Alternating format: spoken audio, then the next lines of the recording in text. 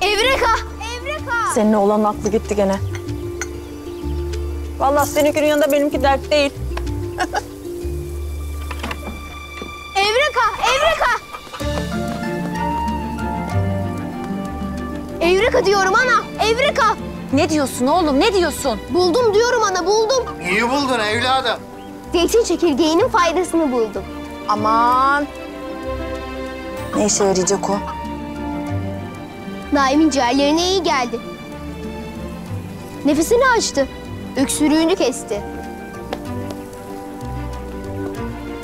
Ana bak. Yürüyorum, koşuyorum. Öksürüğüm iyi geldi.